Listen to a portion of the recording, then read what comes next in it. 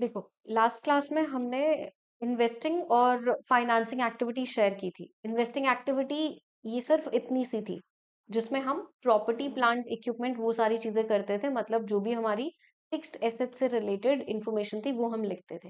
देखो कि cash flow statement में आपको ये 3 कॉलम दिख रहे हैं, पर्टिकुलर्स 1 2 3। कैसे करना है वो जब पूरी स्टेटमेंट बनाएंगे तब समझ में आ जाएगा।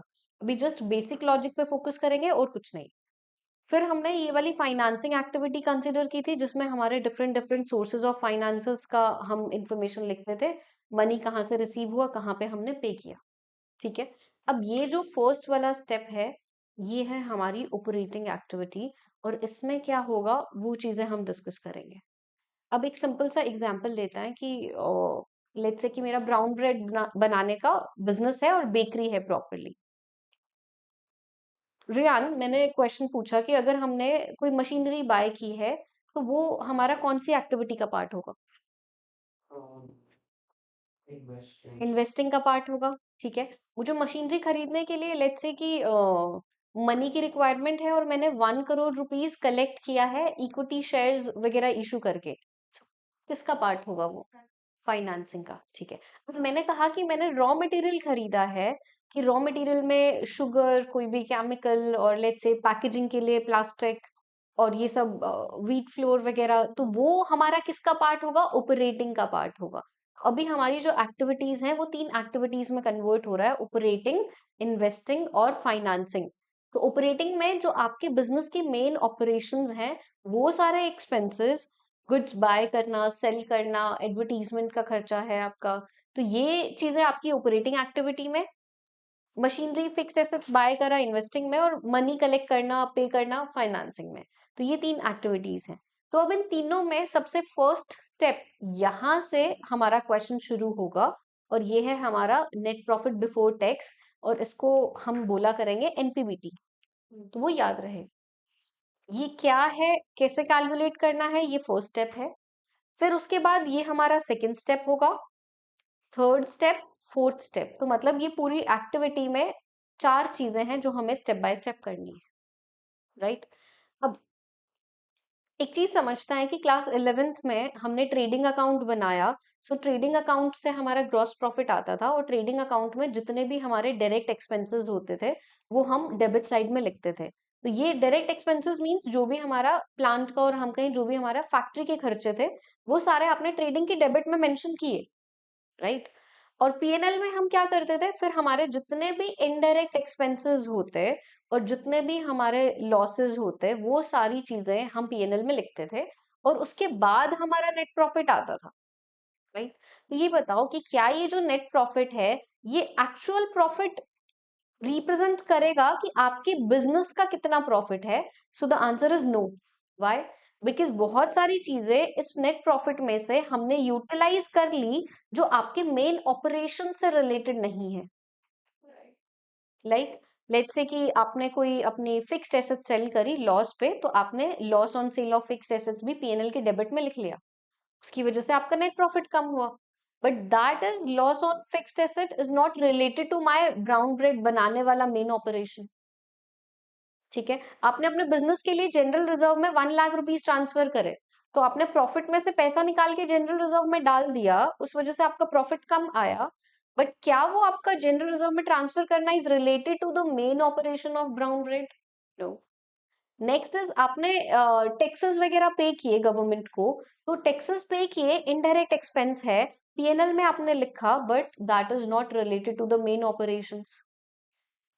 तो ऐसे बहुत सारी चीजें होंगी जिसकी वजह से आपका नेट प्रॉफिट लेस शो कर रहा है बैलेंस शीट में। ठीक है। इतनी स्टोरी समझ में आई? तो अब ये जो एग्जैक्ट नेट प्रॉफिट हम कैसे कैलकुलेट करेंगे? तो हमें क्या करना है, एग्जैक्ट नेट प्रॉफिट कैलकुलेट करना है पहले। तो ये first step is NPBT, net profit before tax कैसे कैलकुलेट करेंगे, तो उसका हमें एक छोटा सा वर्किंग नोट बनाना पड़ेगा। वो वर्किंग नोट क्या? वो वर्किंग नोट है ये। सबसे first step, statement of PNL. ये बैलेंस कहाँ से आएगा? ये बैलेंस आपके पास प्रीवियस ईयर गिवन होगा, करंट ईयर गिवन होगा, और वो रिजर्व्स एंड सरप्लस की कैटेगरी में मेंशन करेंगे स्टेटमेंट ऑफ पीएनएल का balance. Statement of PNL means companies का प्रॉफिट एंड लॉस अकाउंट। तो कंपनीज है, क्लास 11th वाला PNL is related to the sole proprietor, इसलिए यहाँ पे स्टेटमेंट ऑफ पीएनएल का बैलेंस होगा। और इन दोनों बैलेंस को कंपेयर करके कैसे कंपेयर करना है, लॉस के केस में क्या होगा, वो सारी चीजें स्टेप के बाद सीखेंगे। तो आपका पहला स्टेप क्या है, यहाँ पे वो प्रॉफिट लिखना जो भी प्रॉफिट आपके पास बैलेंस शीट में गिवन होगा। ठीक है, तो एनपीबीटी कैलकुलेट करना है, तो ये स्टेप नंबर 1।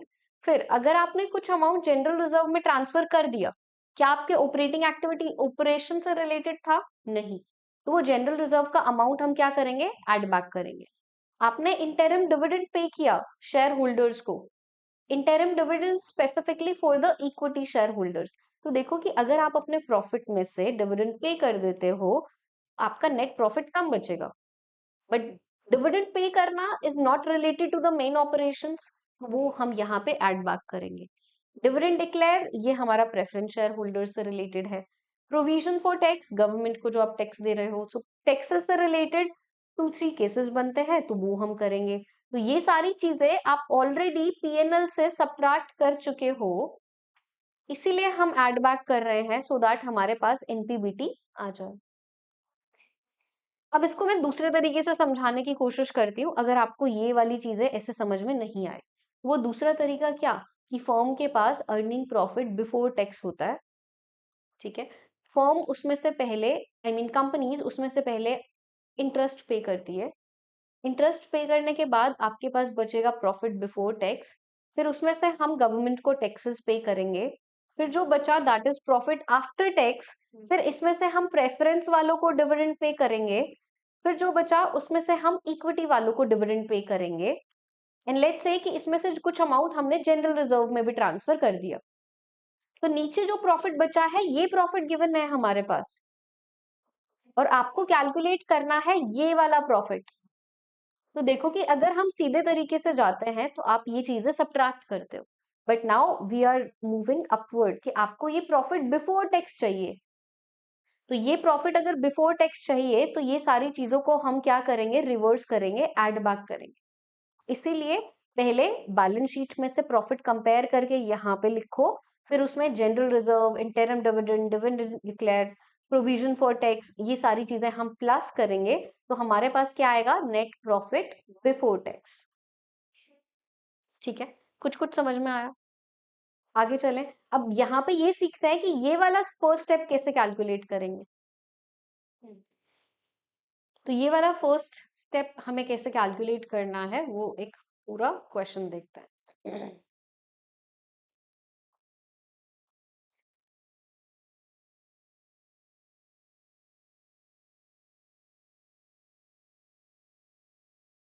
ये देखो, अब ये क्वेश्चन है वो फर्स्ट स्टेप कि वो स्टेटमेंट ऑफ पीएनएल का बैलेंस कैसे लिखना है। ये हमारा प्रीवियस ईयर है, ये हमारा करंट ईयर है।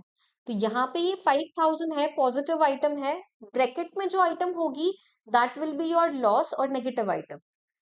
ब्रैकेट्स नहीं है तो वो पॉजिटिव आइटम है और आपका प्रॉफिट गिवन है। सो प्रीवियस ईयर का प्रॉफिट इज 5000, करंट ईयर में दिस बैलेंस इज 6000। तो इसका मतलब क्या है कि ये 5000 इस 6000 में इंक्लूडेड है। तो आपका इस साल का प्रॉफिट कितना है, ओनली 1000 रुपीज। तो यहाँ पे ये मेंशन है कि calculate the net profit for the year.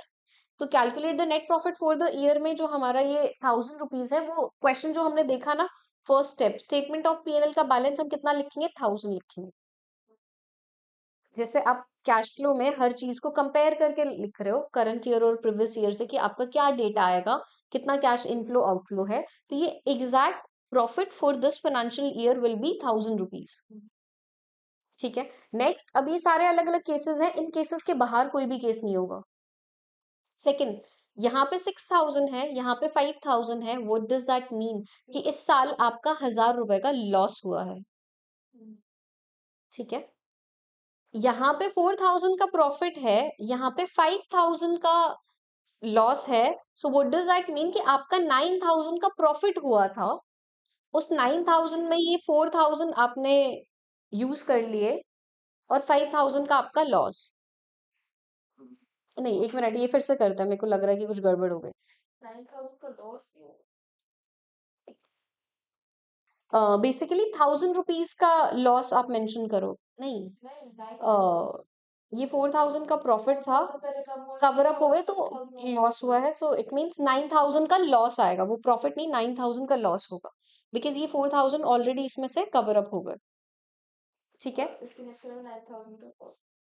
अब नेक्स्ट वाले में 4000 लॉस था बट अब ये प्रॉफिट दिखा रहा है, तो व्हाट डज दैट मीन, ये लॉस कवर करने के बाद का है, तो यहाँ पे ये 9000 का हमारा प्रॉफिट है।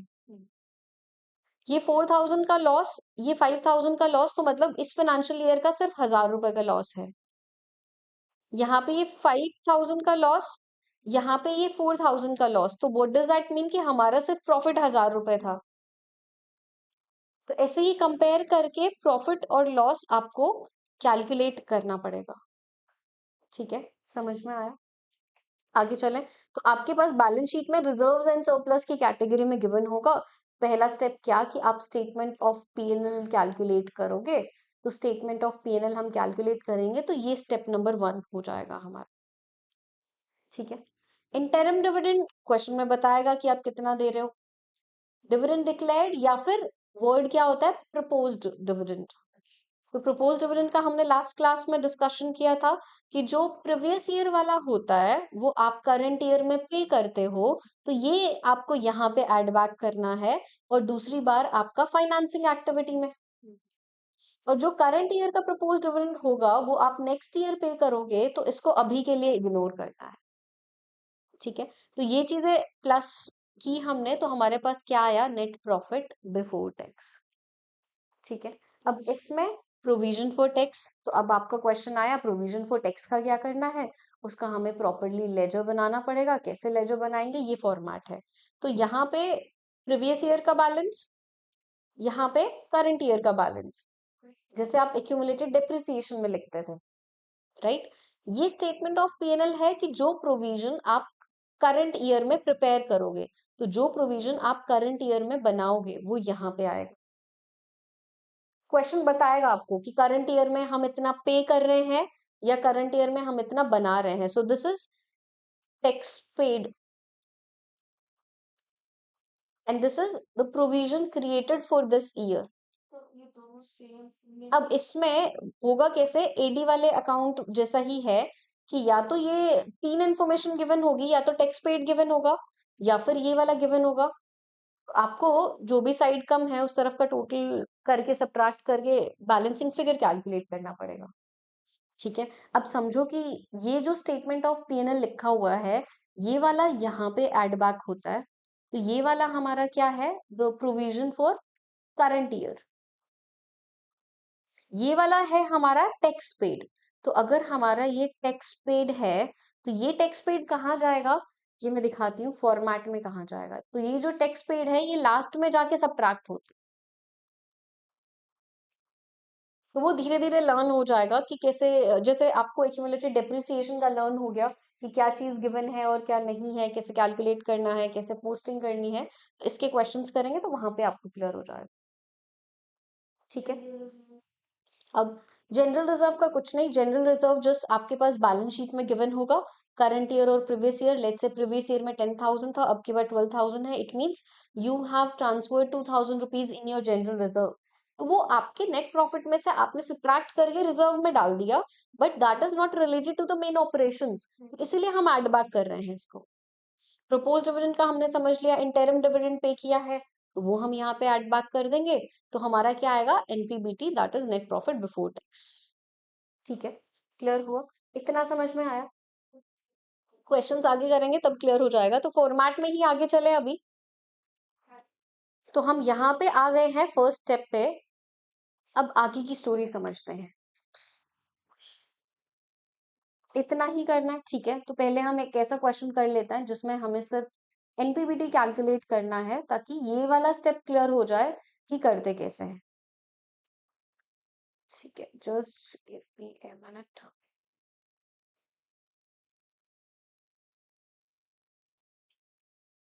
अब फर्स्ट स्टेप क्लियर हो गया, नेक्स्ट स्टेप पे आते हैं।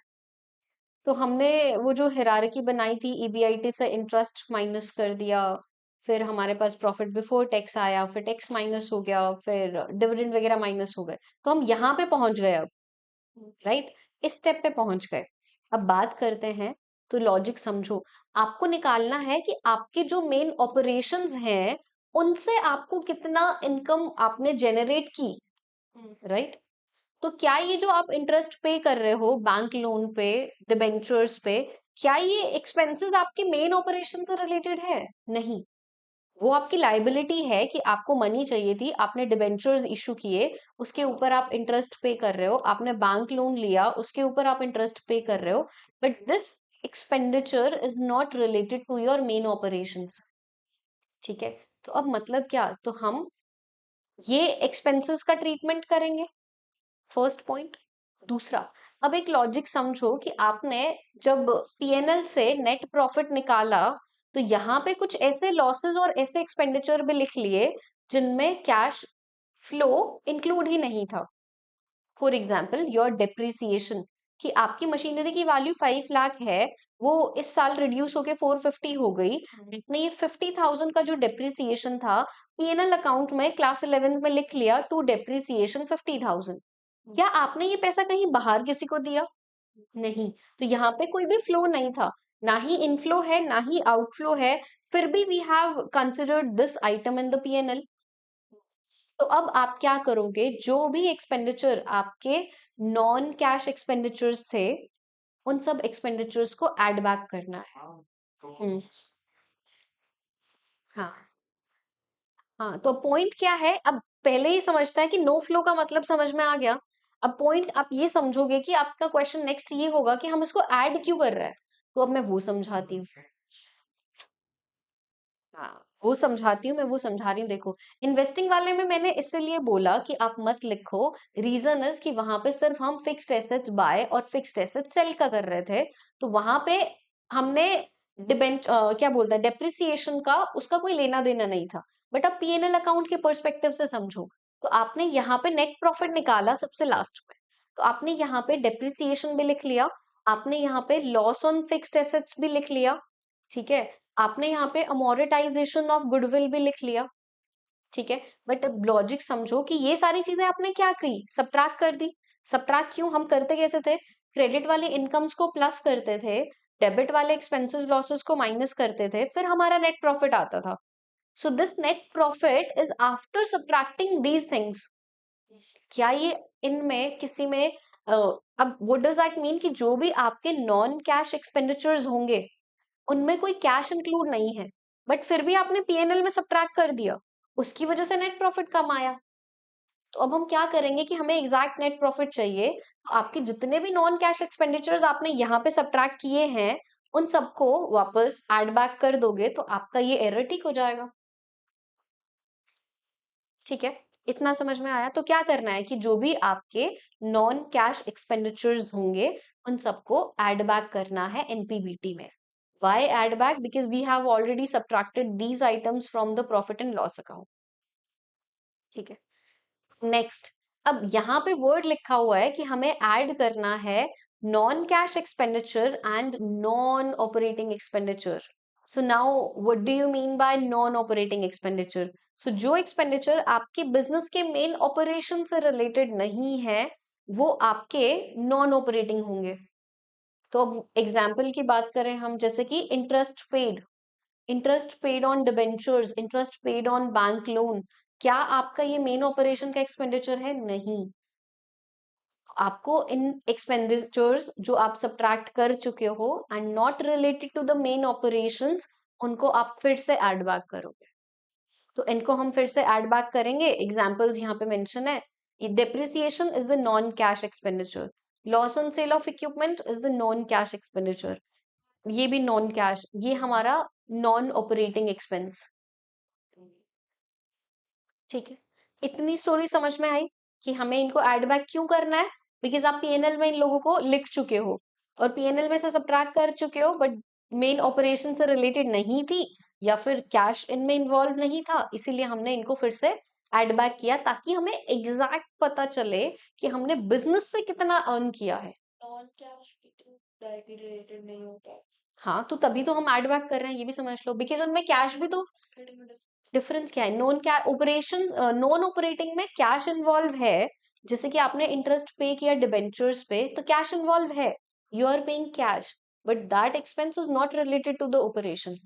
और नॉन कैश में क्या है कि आपने उसमें कैश पे नहीं किया, तो अगर कैश इन्वॉल्व नहीं है तो फिर हम एग्जैक्ट तो कैश फ्लो स्टेटमेंट में यही देख रहे हैं ना कि एग्जैक्ट कितना कैश हम अर्न कर रहे हैं या हमारा लॉस हो रहा है। तो इसीलिए हमें नॉन कैश एक्सपेंडिचर और नॉन ऑपरेशन एक्सपेंडिचर इन दोनों को ऐड बैक करना पड़ता है। ठीक है, ये स्टोरी समझ में आई। अब नेक्स्ट पार्ट, सेम इस तरीके से कुछ एक्सपेंडिचर या कुछ इनकम ऐसे भी होंगी जो आपकी नॉन ऑपरेटिंग इनकम है। अब ये समझो, जैसे कि gain on sale of fixed asset, आपको आपने अपनी फिक्स एसेट सेल करी, गेन हुआ है, तो जो इनकम आपने अर्न की, जो गेन आपको हुआ, that is your capital gain, not related to your brown bread बनाने वाला बिजनेस। बट फिर भी आपने ये इनकम को तो प्लस कर रखा है। तो व्हाट डज दैट मीन कि जो इनकम आपके बिजनेस से रिलेटेड नहीं है और आपने यहाँ पे प्लस कर रखा है, आपका net profit exact value show नहीं कर रहा है। तो ये कहाँ पे क्या है, वो क्वेश्चन में इंफॉर्मेशन देगा बहुत सारी, वो जस्ट आइडेंटिफाई हमें खुद करना पड़ेगा कि this is the non operating income. कैसे पता चलेगा, या तो वो ऊपर स्पेसिफाई करेंगे बिजनेस का टाइप क्या है, या फिर वो सिंपल यही बोलेंगे gain on sale of fixed asset. ठीक है, इंटरेस्ट रिसीव्ड, अब इंटरेस्ट रिसीव्ड का वर्ड आया, let's say we have given a loan to somebody else and now firm is company is collecting interest. तो फर्म ने loan provide किया है, that is not related to the main operations, तो फिर वो आपका इंटरेस्ट रिसीव्ड भी non operational income है। तो अगर ये इनकम प्लस कर रखी है, इनको हमें ठीक करना है, तो इनको सबट्रैक्ट करेंगे। तो अब थोड़ा सा स्टोरी चलते हैं अपने फॉर्मेट पे, और ऑपरेटिंग का हाफ पार्ट यहाँ तक होगा कि जब आप एनपीबीटी कैलकुलेट करते हो, और जब आप एनपीबीटी कैलकुलेट करने के बाद आपका non operation expenditure, non cash expenditure, so already इस इलिस्ट्रेशन में, हाँ बोलो, एनपीबीटी सबसे ऊपर दिया हुआ है, तो हमारे पास इलिस्ट्रेशन 15 में एनपीबीटी गिवन है 3,72,500, राइट। तो पहले हमने जो क्वेश्चन नंबर 14 किया था उसमें हम एनपीबीटी कैलकुलेट कर रहे थे, तो यहाँ पे हमारे पास गिवन है। अब क्या करना है, जो भी आपके नॉन कैश और नॉन ऑपरेशनल एक्सपेंसेस हैं उन सबको ऐड बैक करोगे। तो अब क्वेश्चन में क्या क्या है, डेप्रिसिएशन है, आपका इंटरेस्ट ऑन डिबेंचर है, आपका इंटरेस्ट ऑन बैंक ओवरड्राफ्ट है, share issue expenses return of है। देखो, शेयर इशू एक्सपेंसेस आपके मेन ऑपरेशन से रिलेटेड नहीं है, बट फिर भी आपने पे किया, आपका कैश कम हो गया, इसलिए हम ऐड बैक कर रहे हैं। गुडविल अमोर्टाइज्ड, ये भी आपका कौन सा है, non cash expense.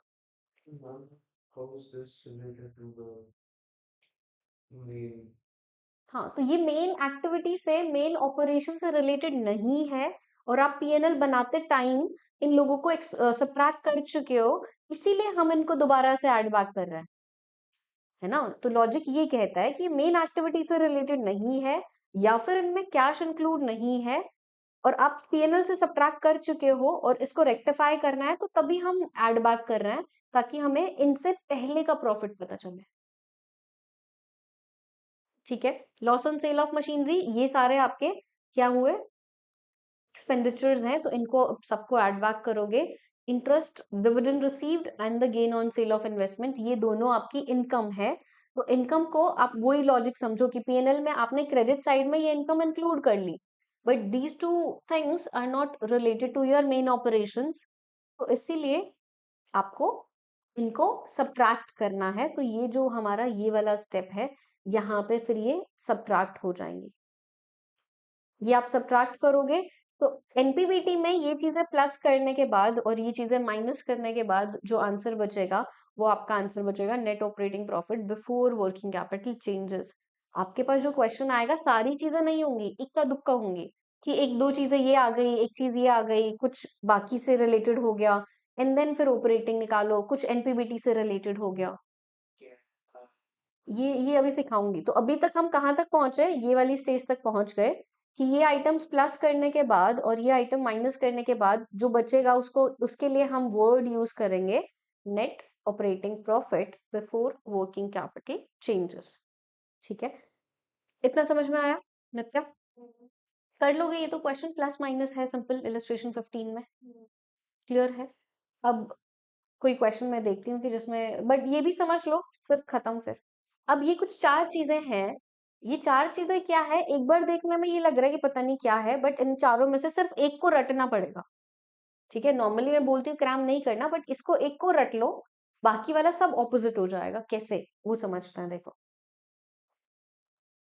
Add in current liability, increment above arrow is the increase, कि अगर आपकी करंट लाइबिलिटी इंक्रीज होती है तो आप उस करंट लाइबिलिटी को ऐड करोगे।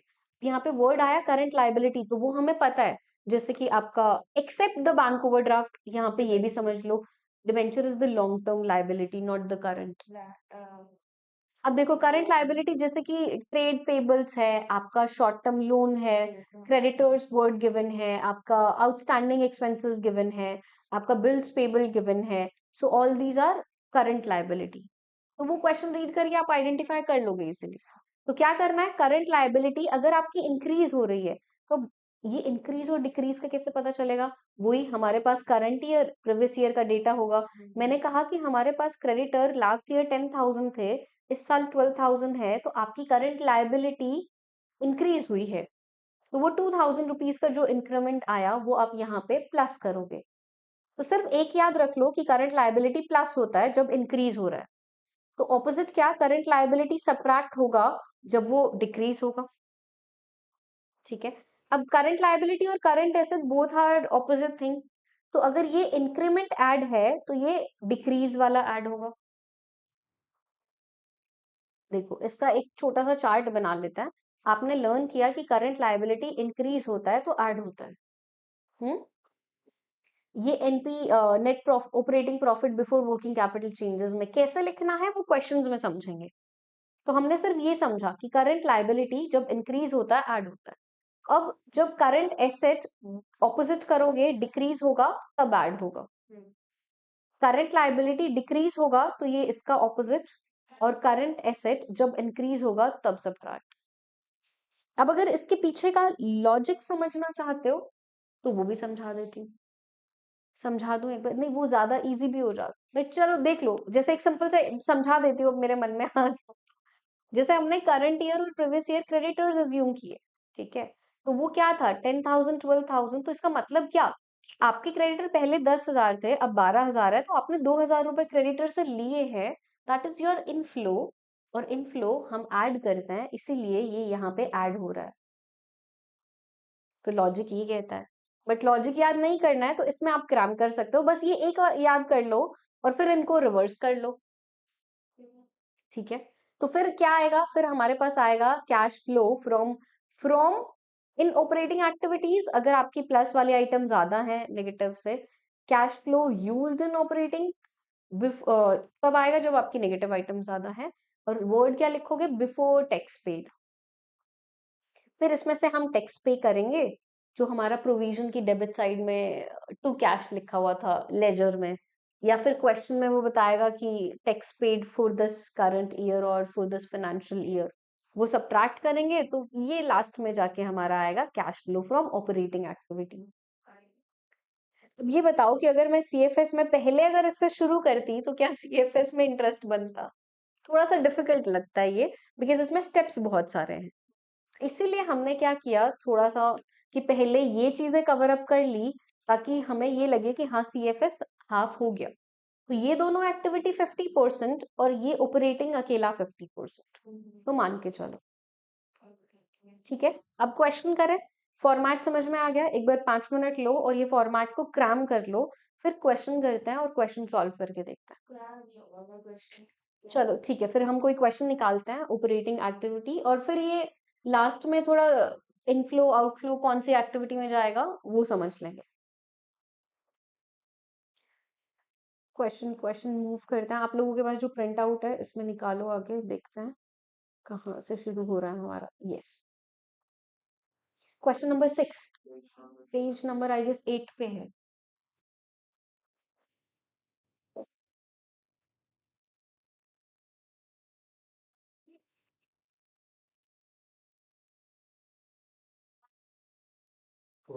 देखो क्वेश्चन नंबर 6 का 6 मिल गया आपको? हाँ, मैं समझाती हूँ। अभी देखो, अभी दिमाग नहीं चलाना है हमें। इसमें जस्ट ये बोला, calculate the cash from operating and financing activity. तो अब वो मिक्स एंड मर्ज करेगा अलग अलग एक्टिविटीज को। अभी सॉल्व नहीं करना है, अभी समझो। तो क्या है, आपके पास करंट लाइबिलिटीज में शॉर्ट टर्म प्रोविजन गिवन है।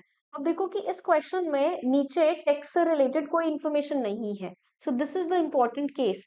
इस केस में हम क्या करेंगे, सिर्फ प्रोविजन फॉर टैक्स दिया है, कोई नहीं बताया कि करंट ईयर का क्या है, टैक्स पे कितना करा है। तो सिंपल समझो, जो आपका प्रीवियस ईयर का प्रोविजन होगा वो आप करंट ईयर नहीं, वो आप करंट ईयर में पे करोगे।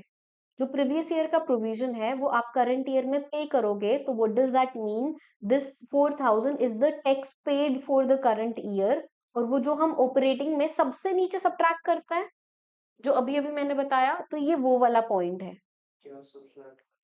देखो, अब जैसे कि अब यहाँ पे लॉजिक क्या आया, हमारा लॉजिक ये आया कि आपके पास प्रोविजन फॉर टैक्स दिया, ठीक है।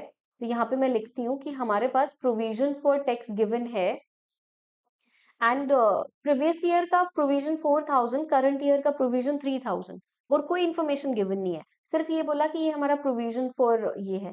तो यहाँ पे हम क्या समझेंगे कि जो लास्ट ईयर प्रोविजन बनाया था, ये इस साल हम ये एज ए टैक्स पे कर रहे हैं। तो मतलब ये 4000 जो है, ये वाला 4000 टैक्स पेड है, ठीक है। और ये जो 3000 है, ये हम प्रोविजन बना रहे हैं करंट ईयर में। तो ये है करंट ईयर का प्रोविजन ऑफ करंट ईयर। तो ये 3000 का क्या करेंगे, ये वाले 3000 को यहाँ पे ऐड बैक करेंगे। क्वेश्चन नहीं बोलेगा, फिर से समझो। जैसे हमने प्रपोज डिविडेंड में किया, एक मिनट, जैसे हमने प्रपोज डिविडेंड में किया कि प्रीवियस ईयर वाला प्रपोज डिविडेंड हम इस साल पे करते हैं, राइट। तो हमने क्या करना है कि provision for tax previous year वाला इस साल हम पे करेंगे। प्रीवियस ईयर वाला इस साल पे करेंगे तो ये यहाँ पे आएगा, सब्ट्रैक्ट होगा। और जो करंट ईयर वाला प्रोविजन फॉर टैक्स होगा, ये करंट ईयर वाला प्रोविजन फॉर टैक्स मतलब कि हम पैसे पहले से ही अलग निकाल के रख रहे हैं फ्यूचर में पे करने के लिए। तो वो आपका कैश आउटफ्लो नहीं है, इसको हम एनपीबीटी में प्लस करेंगे। अब आपका क्या डाउट था? वो हम यहाँ पे सब्ट्रैक्ट करेंगे कैश फ्लो में सबसे नीचे, ऑपरेटिंग खत्म होने से पहले। वो हम एनपीबीटी में प्लस करेंगे जब हम एनपीबीटी कैलकुलेट करना है। ये चीजें धीरे धीरे लर्न होंगी। देखो, जैसे आपको इन्वेस्टिंग में 2 दिन लगे, फाइनेंसिंग में 2 दिन लगे, टाइम लगेगा बट अल्टीमेटली आ जाएगा समझ में। आगे चले। अब आगे और क्या इन्फॉर्मेशन गिवन है, प्रोविजन फॉर टैक्स का ट्रीटमेंट समझ में आ गया। प्रपोज डिविडेंड, सो नित्या आप मुझे बताओगे क्या करोगे? 7,000। हम्म। अब कहाँ कहाँ ट्रीटमेंट होगा वो भी समझो। ये वाला फाइनेंसिंग में सब्ट्रैक्ट होगा, बिकॉज प्रीवियस ईयर वाला करंट ईयर में पे कर रहा है। एक बार तो फाइनेंसिंग में सब्ट्रैक्ट होगा और दूसरी बार एनपीबीटी में ऐड होगा। नहीं, तो ये तो करंट ईयर में जो हम बना रहे हैं इसको इग्नोर, ये करंट ईयर का अभी प्रपोजल है, पैसे निकाल के नहीं अलग से रखे हमने। जस्ट प्रपोजल आया है कि हमें 8000 पे करना है, और ये 8000 हम नेक्स्ट ईयर पे करेंगे। इसका कुछ नहीं होगा, इस 8000 को आप इग्नोर करोगे। 7000 को एक बार आप फाइनेंसिंग में सब्ट्रैक्ट करोगे, और एनपीबीटी जब कैलकुलेट करोगे तो उसमें ऐड होगा। तो अब ये भी दिखा दो एनपीबीटी में फॉर्मेट में कहाँ पे है, तो ये यहाँ पे देखो। ये जो डिविडेंड डिक्लेयर वर्ड है, this is the another name for proposed dividend, ठीक है। ये फर्स्ट वाले पेज पर है, समझ में आया? अब आगे चलता है, तो क्वेश्चन में हमें क्या कैलकुलेशन करनी है वो देखते हैं। जस्ट ये 2 चीजों का ट्रीटमेंट उन्होंने पूछा है, तो भाई इसमें तो हम क्या ही ऑपरेटिंग और फाइनेंसिंग करेंगे, बस हमने ट्रीटमेंट क्लियर कर लिया कि कहाँ कहाँ पे ट्रीटमेंट इनका होगा।